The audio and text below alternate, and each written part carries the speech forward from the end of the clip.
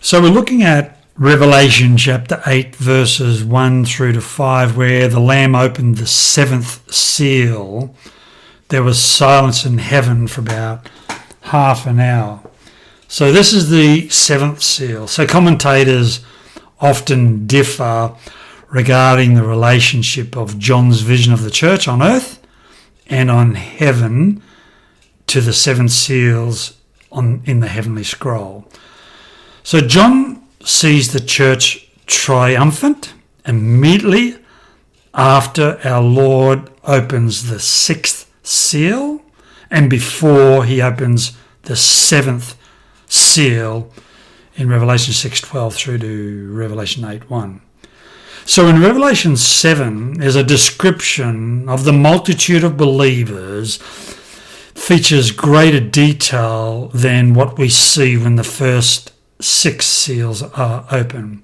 Now, a whole lot of scholars view chapter 7 as like an interlude, a pause before the seventh seal is open.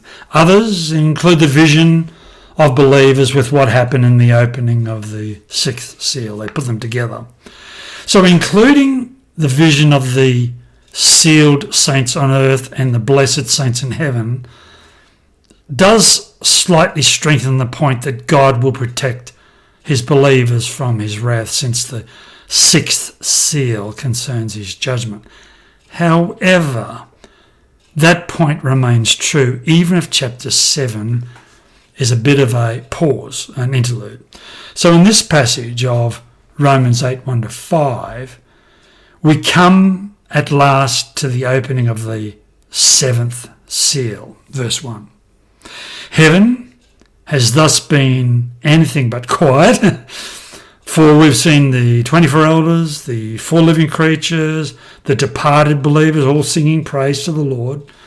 The silence that accompanied the breaking of the seventh heaven, therefore, merits a little bit of attention.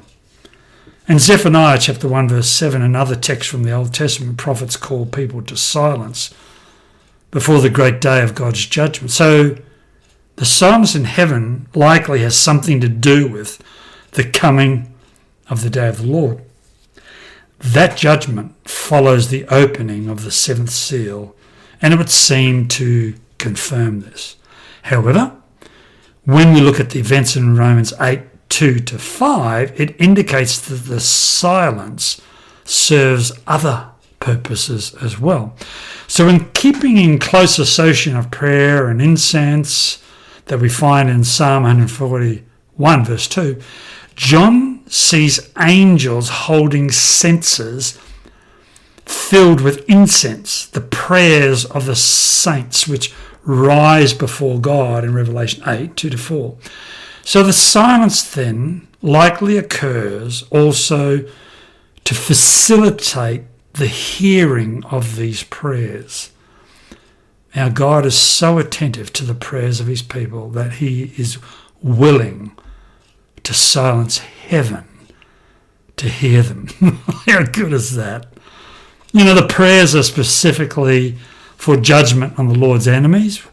For when the angel uses the censer to cast fire from the heavenly altar down to earth, signs of divine wrath follow in verse 5. And these prayers, in some cases, cause the judgment to occur in light of the connection to the censer of what's just occurred. So in God's providence, our prayers are faithful and effective. So we should never doubt the power of prayer in the unfolding of God's purpose.